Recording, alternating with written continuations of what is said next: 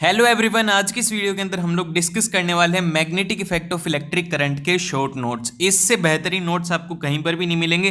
15 minute में आपका chapter complete revise हो जाएगा। ज़्यादा से ज़्यादा 20 मिनट लगेंगे, पर आपका चैप्टर इस तरीके से रिवाइज होगा कि आप कभी भूलेंगे नहीं। एग्जाम से पहले एक बार अगर देख रहे हो तो भैया इसके बाद में रिवाइज करने की ज़रूरत नहीं है। इतने बेहतरीन नोट्स हैं और इससे बेहतरीन नोट्स आपको यूट्यूब पर या फिर कहीं पर भी नहीं मिलेंगे, वो भी फ्री ऑफ कॉस्ट। तो भैया अगर आपको अपना चैप्टर कंप्लीट करना है, अगर आप चाहते हो कि आपका चैप्टर अच्छे से हो जाए और आपके हर एक क्वेश्चन हो, तो इसको कंप्लीटली वॉच करना। मैं इसलिए नहीं बोल रहा हूँ कि आप लोग मेरे लिए वॉच करो, मैंने कह दिया। मैं इसलिए नहीं बोल रहा, अगर आपका मन है तो देखो, अदरवाइज अगर नहीं लाने मार्क्स तो आप छोड़ के जा सकते हैं। मैं किसी को फोर्स नहीं करूंगा। देखिए, तो फिर अभी यहाँ पर ये शॉर्ट नोट्स हैं, तो यहाँ पर इसका क्विक रिवीजन करेंगे हम। फास्टली हर एक चीज़ को बारीकी से देखेंगे और उसको शॉर्ट फॉर्म में आपको याद करने की ट्रिक्स भी मैं बताने वाला हूँ। तो फिर चलिए स्टार्ट करते हैं। स्टार्ट करने से पहले जो प्रीवियस वीडियो थी उसका हमने लाइक एम रखा था, वो रखा था 500 लाइक्स, तो जो कि हमने अचीव कर लिया। तो इस वीडियो का लाइक एम रखते हैं, वो रखते हैं 750 लाइक्स। तो ये जल्दी से 750 लाइक्स कंप्लीट करवा दीजिए।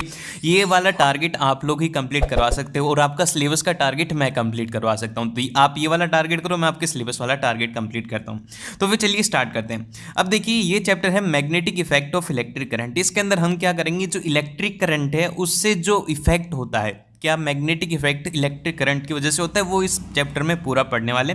तो वही सब रहने वाला है। लेकिन उससे पहले मेरा आप सभी से क्वेश्चन रहता है। हर एक वीडियो में मैं एक क्वेश्चन हर किसी से पूछता हूं, और इस चैप्टर को अगर आपको करना है तो हर एक क्वेश्चन जो भी मैं पूछूं उसके आंसर कमेंट बॉक्स में देना। कमेंट बॉक्स खोल करके रखो, जितने आंसर दोगे उतना ही बेहतरीन ये चैप्टर होता हुआ चला जाएगा। तो सबसे पहला क्वेश्चन मैं पूछ रहा हूं, आंसर तैयार रखना। इलेक्ट्रिक करंट की एसआई यूनिट क्या होती है? ये सभी को आना चाहिए। इलेक्ट्रिक करंट की एसआई यूनिट क्या होती है? फास्टली इसका आंसर दीजिए। क्वेश्चन नंबर 1 का आंसर क्या होगा? इलेक्ट्रिक करंट की ऐसा यूनिट क्या होती है? फास्टली इसका आंसर दीजिए। देन फिर इसके बाद चलते हैं, फर्स्ट समझते हैं कि मैग्नेट होती क्या है। देखो, जब आप लोगों ने बचपन में कभी भी एक लोहा था, लोहे की कोई भी शीट या फिर रॉड होगी, उसके पास में आप एक चीज लेके गए होंगे जो कि स्पीकर की मैग्नेट है, और आप उससे चिपकाते हो और उससे खेलते थे। तो वही जो खेलते थे उसी को ही मैग्नेट कहते हैं। आपको सिंपल सा इसमें याद रखना है कि मैग्नेट वो होती है जो कि लोहे को अट्रैक्ट कर लेती है। हम तो देसी भाषा में याद रखेंगे कि मैग्नेट वो होती है जो लोहे को अट्रैक्ट कर लेती है। ये क्वेश्चन नहीं आएगा कि मैग्नेट क्या होती है, क्वेश्चन ये आएगा कि इसकी प्रॉपर्टीज क्या होती हैं। क्वेश्चन आने वाला है प्रॉपर्टीज से, और हो सकता है कि यूजेस पूछ ले। तो प्रॉपर्टीज क्या होती है? प्रॉपर्टी ये होती है कि जब हम इसको फ्रीली छोड़ देंगे, मतलब कि आप कहीं पर भी छोड़ दीजिए एकदम से किसी से टांग के, और फ्री छोड़ेंगे, तो इसका जो नॉर्थ पोल है वो अर्थ के नॉर्थ पोल के साथ में कॉन्फ़िगर होगा, और जो साउथ पोल है वो अर्थ के साउथ पोल के साथ में कॉन्फ़िगर होगा। वो फिर उसके बाद में सेकंड पॉइंट है कि यहाँ पर जब ये नॉर्थ डायरेक्शन में है, मतलब कि जब मैग्नेट नॉर्थ की तरफ पॉइंट करती है तो वो नॉर्थ पोल होता है, और जब साउथ की तरफ पॉइंट करती है तो वो साउथ पोल होता है। और इसी बेसिस के ऊपर ये कंपास डिज़ाइन किया जाता है। ये बात याद रखना, कंपास किस बेसिस के ऊपर डिज़ाइन किया जाता है? मैग्नेट की इसी प्रॉपर्टी के ऊपर डिज़ाइन किया जाता है कि इसका नॉर्थ पोल नॉर्थ की तरफ इंडिकेट करता है, साउथ पोल साउथ की तरफ इंडिकेट करता है। देन फिर इसके बाद में जो इसकी नेक्स्ट प्रॉपर्टी है, जो कि इंपॉर्टेंट प्रॉपर्टी है, वो है कि लाइक पोल जो होते हैं वो रिपेल करते हैं एक दूसरे को, और जो अनलाइक पोल होते हैं वो अट्रैक्ट करते हैं एक दूसरे को। तो देखिए, अगर नॉर्थ और नॉर्थ है, अगर नॉर्थ और नॉर्थ आमने सामने आ गए, इनको एक दूसरे को देखना बिल्कुल भी अच्छा नहीं लगता, तो ये क्या करेंगे? एक दूसरे को रिपेल करेंगे, मतलब एक दूसरे से नफरत करेंगे। और अगर वहीं पर ही नॉर्थ और साउथ देखें तो ये अलग अलग हैं, तो ये एक दूसरे से अट्रैक्ट होंगे। तो नॉर्थ और साउथ एक दूसरे से अट्रैक्ट होते हैं, और नॉर्थ एक दूसरे को रिपेल करते हैं। ये इसकी इंपॉर्टेंट प्रॉपर्टीज है। इसी तरीके से ये चार्ज में भी होती है कि जो इलेक्ट्रॉन होते हैं वो एक दूसरे को रिपेल करते हैं, और जो इलेक्ट्रॉन और प्रोटॉन होते हैं वो एक दूसरे को अट्रैक्ट करते हैं। ये बात आप याद रखिएगा। देन फिर इसके बाद में जो सबसे फर्स्ट क्वेश्चन बनता है इस चैप्टर से, वो ये बनता है कि मैग्नेटिक फील्ड।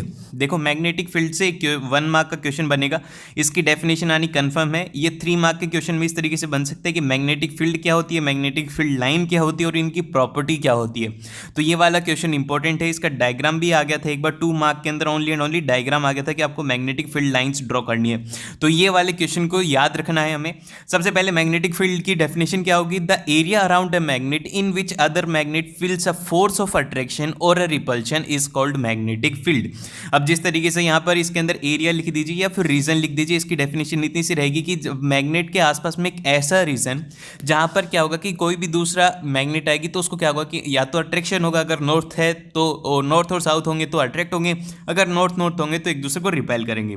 देन फिर इसके बाद में मैग्नेटिक फील्ड लाइंस क्या होती है? मैग्नेटिक फील्ड लाइंस इमेजनरी होती हैं। देखो, इसमें आपको ये जरूर से मेंशन करना होगा, closed curved imaginary lines in the magnetic field which are indicate the direction of motion of north pole in magnetic field if the magnet is free to do so. ठीक है।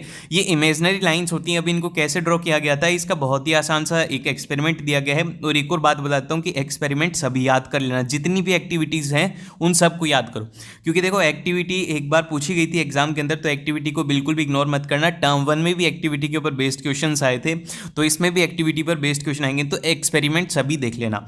अब इसमें ये एक्सपेरिमेंट क्या हुआ था, आप लोगों ने पढ़ा होगा कि एक कार्डबोर्ड था और उसके नीचे हमने क्या करी थी, मैग्नेट को रख दिया था, और फिर उसके बाद में ऊपर हमने क्या करी थी, आयरन फिलिंग्स डाली थी। तो हमें एक पैटर्न मिला था, वो इस तरीके का मिला था। ठीक है, ये पैटर्न मिला था, इस तरीके से मैग्नेटिक फील्ड लाइंस बनती है। तो ये वाला एक्सपेरिमेंट याद होना चाहिए। देन फिर इसके बाद में प्रॉपर्टीज क्या क्या है मैग्नेटिक फील्ड लाइंस की, इसमें से 2 क्वेश्चन बनेंगे। मैग्नेटिक फील्ड लाइंस की प्रॉपर्टी से 2 क्वेश्चन बनेंगे। पहला क्वेश्चन नोट डाउन कर लेना ये अपनी नोटबुक में। फर्स्ट क्वेश्चन इससे ये बनेगा कि what are the magnetic field properties. First question तो ये है जिसमें आपको 3 पॉइंट लिखने होंगे। और फिर जो सेकंड क्वेश्चन है वो थोड़ा इंपॉर्टेंट है। वो क्वेश्चन ये बनता है कि जो मैग्नेटिक फील्ड लाइंस होती हैं वो एक दूसरे को इंटरसेक्ट क्यों नहीं करती। ये जो थर्ड वाली प्रॉपर्टी है उसी के ऊपर ही क्वेश्चन बनता है। ये वाला एक्सपेरिमेंट भी है, तो ये वाला जरूर से याद रखना है। यहाँ से 2 क्वेश्चन बनते हैं। तो अभी प्रॉपर्टी की बात करें, प्रॉपर्टी ये होती है कि मैग्नेटिक फील्ड लाइंस जो होती हैं वो ओरिजिनेट होती है नॉर्थ पोल ऑफ मैग्नेट और साउथ पोल के ऊपर एंड हो जाती हैं। देन फिर magnetic field lines are denser near the pole but rarer at the other places. और जो मैग्नेटिक फील्ड होती है, ये याद रखना कि मैग्नेटिक फील्ड जो रहती है वो प्रोपोर्शनल रहती है कि लाइंस जो हैं वो अगर पास पास में होंगी तो मतलब वहां पर क्या होगी, मैग्नेटिक फील्ड स्ट्रांग रहेगी, और जहां पर दूर दूर है तो वहां पर क्या होगी, मैग्नेटिक फील्ड वीक होगी। ये बात याद रखिएगा। देन फिर इसके बाद जो लास्ट वाली प्रॉपर्टी है कि do not intersect each other. अब ऐसा इसलिए होता है क्योंकि देखिए ये है एक मैग्नेट, ठीक है, इसको समझना ध्यान से। इसके अंदर ये नॉर्थ पोल है और ये साउथ पोल है। अभी मैं दूसरे कलर से बना देता हूँ इसके अंदर एक मैग्नेटिक फील्ड लाइंस। ठीक है, ये बना दी मैंने मैग्नेटिक फील्ड लाइन। अब यहाँ पे कंपास रखेंगे। ठीक है, ये कंपास रख दिया और मान लो कि इसने डिफ्लेक्शन इधर की तरफ दिया। ठीक है, नॉर्थ की तरफ। ये थोड़ा बड़ा कंपास बनाता हूँ, नीचे बनाता हूँ बड़ी वाली लाइन, और फिर इसके अंदर एक बड़ा सा कंपास रख देते हैं। ये क्या कर रहा हूँ मैं, दूसरे कलर से बनाऊंगा। अब देखो इसके अंदर इसकी नीडल बना दी। अब ये नीडल जो है ये इस तरफ डिफ्लेक्ट हो रखी है, तो अभी इसी पॉइंट के ऊपर ये दूसरी तरफ डिफ्लेक्ट नहीं हो सकती। क्या अगर ये इधर हो सकती है, नहीं हो सकती, और एक ही डायरेक्शन में रहेगी। तो इसी वजह से क्या होता है कि कोई भी मैग्नेटिक फील्ड लाइन से एक दूसरे को इंटरसेक्ट नहीं करती। इसके पीछे का रीजन ये है। देन फिर इसके बाद जो एक्सपेरिमेंट आता हुआ आता है ऑस्ट्रेड एक्सपेरिमेंट। इसके अंदर according to this experiment current carrying conductor field around it. तो इन्होंने क्या था कि ऑस्ट्रेड जो बाबा थे, इनको चाचा बोलो या फिर बाबा बोलो, इनको रेस्पेक्ट में हमें दादा बोलना चाहिए। क्या बोलना चाहिए, दादा। अब दादा इसलिए क्योंकि इनकी इन्वेंशन की वजह से आज ये जो भी हमारी इलेक्ट्रिकल डिवाइसेस हैं वो सब इन्हीं की बदौलत है। तो इन दादा ने क्या किया था, ये दादा एक बार अपने लैब में बैठे हुए थे। देखना कहानी बहुत ही मज़ेदार है इनकी। लैब में बैठे हुए थे और ये कोई एक्सपेरिमेंट कर रहे थे जिसके अंदर के करंट फ्लो करा रहे थे, आई करंट फ्लो करा रहे थे। तो क्या हुआ कि इनका कंपास पड़ा हुआ था टेबल के ऊपर, और जैसे ही इन्होंने एक बार उसकी नज़र गई उसके ऊपर, बड़ी मुश्किल से इन्होंने कंपास रखा था, अदरवाइज कंपास का कोई काम नहीं था उस एक्सपेरिमेंट में। तो इन्होंने देखा कि जैसे ही करंट फ्लो करते हैं तो वो डिफ्लेक्शन देता है। फिर उन्होंने एक और बार बंद करके देखा, उन्होंने सोचा कि ऐसे ही हो गया, लेकिन फिर से करंट फ्लो किया, फिर से डिफ्लेक्शन दे रहा है। तो इन्हीं ने डिस्कवर किया था कि जो मैग्नेटिक फील्ड होती है वो इलेक्ट्रिक करंट की वजह से भी होती है। तो यहाँ पर अब उसके बाद में क्या कि इन्होंने ऑब्जर्व किया था, जो magnetic field pattern due to straight conducting wire are concentric circles की फॉर्म में होते हैं, whose centre lies on the wire. इस तरीके से अगर वायर में करंट फ्लो हो रहा है तो ये इस तरीके से कॉन्सेंट्रिक में रहती है, जैसे हमारी उसकी मैग्नेटिक फील्ड वो मैग्नेट की रहती थी उसी तरीके से इसकी रहती है, क्लोज्ड रहती है, कॉन्सेंट्रिक सर्कल्स रहते हैं। देन फिर इसके बाद में the direction of magnetic field due to straight conducting wire can be determined by right hand thumb rule. Right hand thumb rule important है, इसको लगाना भी आना चाहिए। इससे बेस्ड इसके ऊपर एप्लीकेशन अगर क्वेश्चन आ गया, देखो एप्लीकेशन क्वेश्चन आ गया और उसी के साथ में इसकी डेफिनेशन पूछ ली, तो ये जो क्वेश्चन बन जाएगा ये बन जाएगा 3 या फिर 4 मार्क्स का। ठीक है, 3 या फिर 4 मार्क्स का बनेगा, तो इसको ध्यान से देखना। राइट हैंड थंब रूल के अकॉर्डिंग क्या होता है कि अगर एक करंट कंडक्टिंग वायर है, जिस तरीके से एक करंट कंडक्टिंग वायर है, इसके एप्लीकेशन अभी समझाने वाला हूं, कि एक current conducting wire in such a way that the thumb indicates the direction of current, then the curled fingers indicates the direction of magnetic field line around a conductor. तो देखो अब आपको इसका एप्लीकेशन समझो। ये तो बुक इस language, आपको तो बस इतना से बात ही लिखनी, इतने बड़े लिखने की ज़रूरत नहीं होती। एकदम से आपको जितना समझ में आए अपनी लैंग्वेज के अंदर लिखा करो, कोई लैंग्वेज की ज़रूरत नहीं होती। साइंस वाले चैप्टर में बहुत ही आसान रहती है, लैंग्वेज वगैरह छोड़ दो। अब इसमें क्या है, देखो अब आप कोई भी ईयरफोन वगैरह से सुन रहे हो तो एक वायर ले लो अपने हाथ में और उसको अपनी छत है ना, घर की छत है, छत की तरफ कर दो। ठीक है, ऊपर की तरफ कर लेना, और इस तरीके से वायर है आप लोग के हाथ में। ठीक है, ये वाला वायर है, और अब मैं बोल रहा हूँ कि इसमें जो करंट है वो फ्लो कर रहा है ऊपर छत की तरफ, ठीक है। तो ये क्या करना है, ये करंट जो है इसमें फ्लो कर रहा है छत की तरफ, करंट फ्लो कर रहा है। देखो मैं बढ़िया से बना रहा हूँ, ध्यान से देखना है इसको, करंट फ्लो कर रहा है, इसको हाथ में ले लो। अब इसके बाद में इसको जब आप हाथ में लोगे तो अपना अंगूठा है ना छत की तरफ रखना, ठीक है, अपना अंगूठा छत की तरफ रखना, और जो आपकी अंगुलियां जिस डायरेक्शन में घूमेंगी, देखो घुमा करके देखो, जिस डायरेक्शन में आपकी अंगुलियां घूमेंगी उसी डायरेक्शन में मैग्नेटिक फील्ड होगा। तो देखो घड़ी किस तरीके से चलती है, घड़ी इस तरीके से चलती है, ये सुई होती है और ये इस तरीके से चलती है, लेकिन अभी आपकी जो डायरेक्शन आ रही होगी वो आ रही होगी उल्टी। तो इस डायरेक्शन को बोलते हैं एंटी क्लॉकवाइज डायरेक्शन। तो बताओ भैया क्लॉकवाइज आ रही है फिर एंटी क्लॉकवाइज आ रही है? आप लोग कमेंट बॉक्स में बताइए कि इसका आंसर क्या होगा, कि एंटी क्लॉकवाइज होगा या फिर क्लॉकवाइज होगा। ये हमारा क्वेश्चन नंबर 2 है। देखते हैं कि कितने बच्चे इसका आंसर देते हैं। कि जब हमारी ऊपर की तरफ करंट फ्लो कर रहा है सीलिंग की तरफ, तो करंट मैग्नेटिक फील्ड की डायरेक्शन किधर होगी? थंब को आपको रखना है छत की तरफ, और जो आपकी अंगुलियां जिस डायरेक्शन में घूमेंगी उस डायरेक्शन में होगी मैग्नेटिक फील्ड की डायरेक्शन। अब देखो इसका डायग्राम ये है कि यहाँ पर ये जिस तरीके से आप लोगों को, ये छत की तरफ हो गया हमारा अंगूठा, और ये जो अंगुलियां हैं ये इंडिकेट कर रही है कि किस तरीके से हमारी मैग्नेटिक फील्ड की डायरेक्शन है। देन फिर इसके बाद में जो नेक्स्ट पॉइंट आता है वो आता है कि करंट कैरिंग, मतलब कि magnetic field due to a current carrying loop, जो कि सर्कुलर लूप है उसमें किस तरीके से रहेगी। सिंपल सा है कि चाहे से बस वायर ही तो है एक तरीके से, अगर आप इसको खोल दोगे, अगर आप इसको स्ट्रेट करेंगे तो ये एक तरीके से वायर ही है जिसके अंदर इधर की तरफ करंट फ्लो हो रहा है। तो हमें क्या करना है, हमें तो बस वही करना है कि हमें इसको हाथ में पकड़ लेना है और फिर हमें देखना है कि क्या होगा। तो वही है सिंपल सा कि आपको आयरन फीलिंग्स वाला ही इसमें रहेगा कि आपको करंट फ्लो करना है आयरन फीलिंग्स से, इसके अंदर जो मैग्नेटिक फील्ड मिलेगी वो मिलेगी कॉन्सेंट्रिक सर्कल्स की तरफ।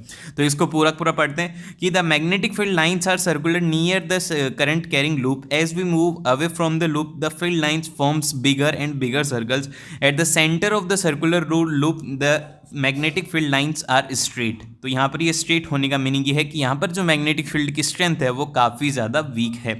देन फिर इसके अंदर जो आता है वो आता है सोलेनोइड। सोलेनोइड से एक क्वेश्चन पूछा गया था, ये बताता हूँ कि आपको सोलेनोइड से क्या क्वेश्चन था। सोलेनोइड से जो क्वेश्चन पूछा गया था, ये पूछा गया था 2018 में। 2018 में इतना लल्लू क्वेश्चन था 2 मार्क्स का।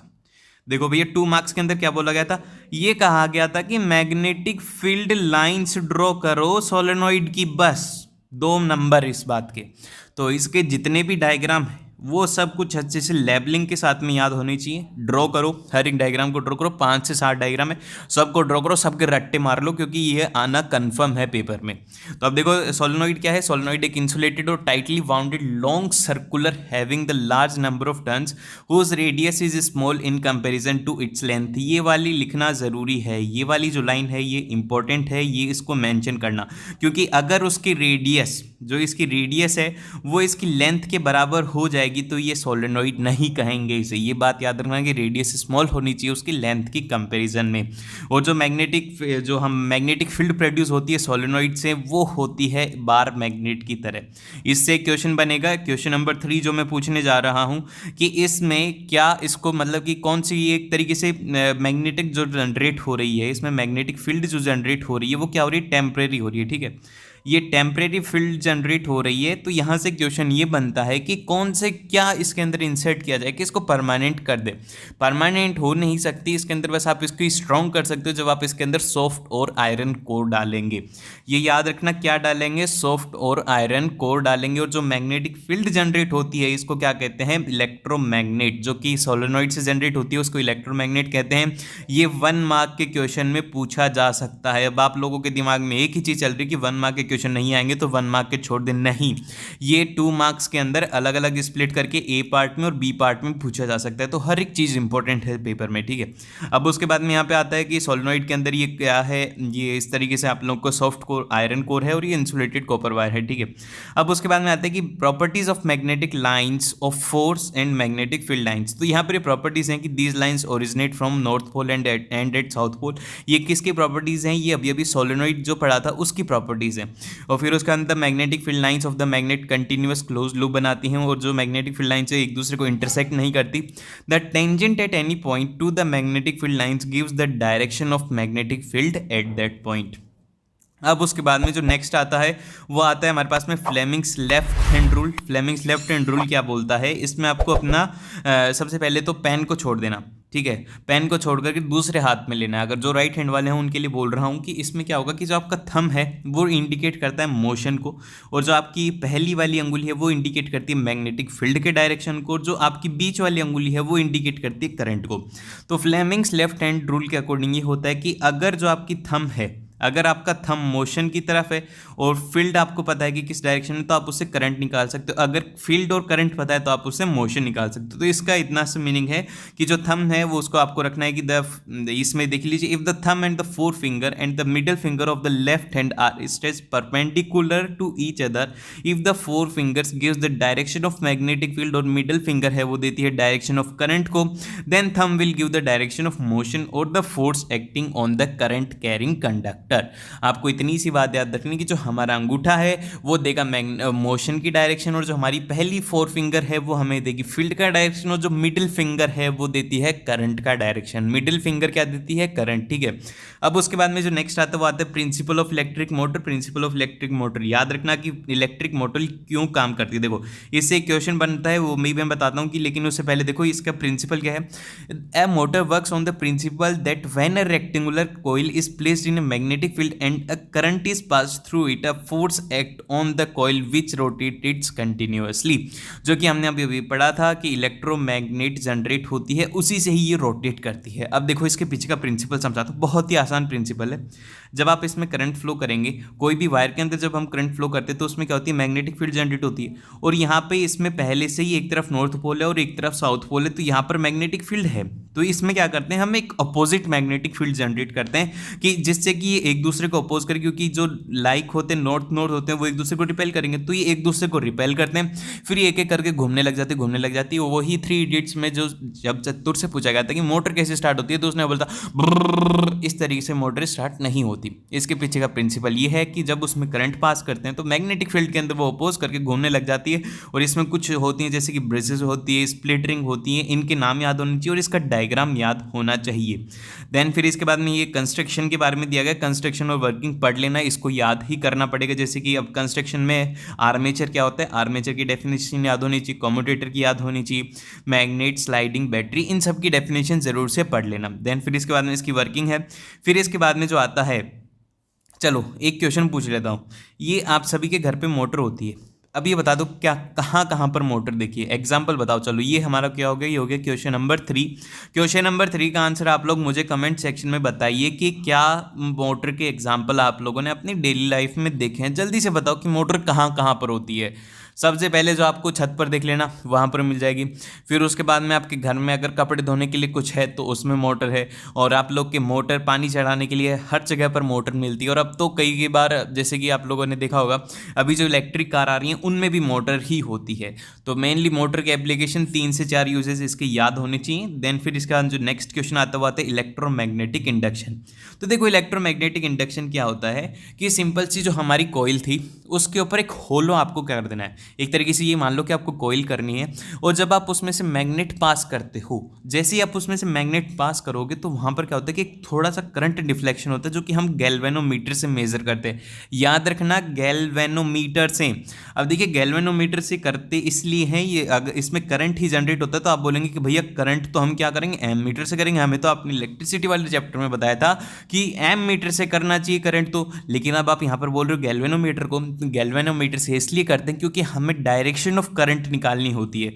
जो गैल्वेनोमीटर होता है इसमें पॉजिटिव और नेगेटिव दोनों तरीके के डिफ्लेक्शन होते हैं, तो इसीलिए हम गैल्वेनोमीटर को काम में लेते हैं। लेकिन एम मीटर में बस पॉजिटिव ही डिफ्लेक्शन होता है। गैल्वेनोमीटर इसलिए काम में लिया जाता है डायरेक्शन ऑफ इलेक्ट्रिक करंट को निकालने के लिए। याद रखना डायरेक्शन ऑफ इलेक्ट्रिक करंट निकालना है तो हम गैल्वेनोमीटर को काम में लेंगे।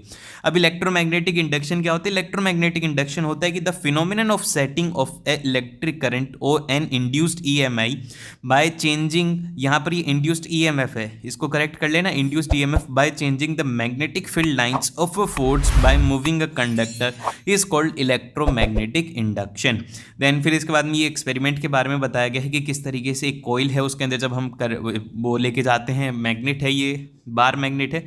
बार मैग्नेट को जब आप लेके जाएंगे तो इसके अंदर आपको डिफ्लेक्शन मिलेगा। तो जैसे कि अभी कॉइल 1 है, इससे भी इलेक्ट्रोमैग्नेटिक डिफ्लेक्शन होगा। तो ये सब कुछ बातें इसमें बताई गई हैं। अब जैसे कि इसमें क्या हो रहा है, ये जो सेकंड वाला है, सेकंड वाले के बारे में थोड़ा बता देता हूँ कि इसके अंदर क्या होगी। जैसे कि ये सोलेनोइड है तो इसमें क्या होगी, मैग्नेटिक फील्ड जनरेट होगी। ठीक है, मैग्नेटिक फील्ड जनरेट होती है। तो जब ये मैग्नेटिक फील्ड जनरेट होती है तो कॉइल 2 के अंदर तो कुछ भी नहीं है, लेकिन इसकी मैग्नेटिक फील्ड इस तरीके से, देखो इस तरीके से इतनी बड़ी बड़ी रहेगी। और जैसे ही हम इस कॉइल को मूव करेंगे इधर से इधर, इधर से इधर, तो इलेक्ट्रोमैग्नेटिक इंडक्शन से इसके अंदर भी क्या होगा, करंट जनरेट होगा, जो कि हमें गैल्वेनोमीटर में देखने को मिलेगा। देन फिर इसके बाद में फ्लेमिंग्स राइट हैंड रूल है। तो ये राइट हैंड रूल में जिससे आप पेन से पकड़ के लिख रहे हैं उसी में ये करना है। इसमें ये बताता है कि मूवमेंट ऑफ कंडक्टर क्या होगा, मैग्नेटिक फील्ड क्या होगी, करंट इंड्यूस्ड किस डायरेक्शन में होगा। ये काम में आता है कि जो फ्लेमिंग्स राइट हैंड रूल है वो ये बोलता है, इसकी ये जो दो रूल है ना, राइट और लेफ्ट वाले दोनों याद रखना, कंफ्यूज मत हो जाना। राइट और लेफ्ट वाले इनको अंगुलियों पर रट लो एकदम से, ये रट लेना कि राइट और लेफ्ट रूल क्या होते हैं, क्योंकि 2 मार्क्स या फिर 3 मार्क्स में क्वेश्चन आने वाला, और इसका ये वाला डायग्राम जरूर से बनाना। ठीक है, अब इसके अंदर क्या बोला गया है कि जो थंब है, फोर फिंगर और middle finger of the right hand are straight perpendicular to each other if the four finger was the direction of magnetic field, और जो थंब है वो डायरेक्शन ऑफ मोशन होता है, तो जो मिडिल फिंगर होती है वो देगी हमें डायरेक्शन ऑफ इंड्यूस्ड करंट किस तरफ होगा। ठीक है, आई होप कि आपको ये चैप्टर अच्छे से समझ में आ गया होगा। और एक और बात इंपॉर्टेंट बोल देता हूँ कि ऐसे ही सभी चैप्टर के शॉर्ट नोट्स हैं, जल्दी से उनको भी रिवाइज कर लो भैया। शॉर्ट नोट्स मैंने सभी के अपलोड कर दिए, शॉर्ट नोट्स देख लो। केमिस्ट्री के अपलोड कर दी हैं कंप्लीटली, मैंने केमिस्ट्री के अपलोड कर दिए, फिजिक्स की कर दी, इलेक्ट्रिसिटी वाले चैप्टर के भी देख लेना, सभी के शॉर्ट नोट्स अपलोड कर दिए तो वो देख सकते हो। और टर्म 2 के सैंपल पेपर जरूर से करना, बिल्कुल भी करना मत बोलना। साइंस के तो खास करके जितने हो सके उतने सैंपल पेपर करना, और मैं फ्री ऑफ कॉस्ट आप लोगों को प्रोवाइड करवाता हूं, तो वो भी आप देख सकते हो। और मिलते हैं नेक्स्ट वीडियो के अंदर। उसके लिए अगर अभी तक सब्सक्राइब नहीं किया तो सब्सक्राइब करो, जब भी तो अगली वीडियो में मिलेंगे। और अगर लाइक नहीं किया तो लाइक करो, अपने दोस्तों के साथ में भी शेयर कर डालो इसे। ठीक है, और मिलते हैं नेक्स्ट वीडियो में।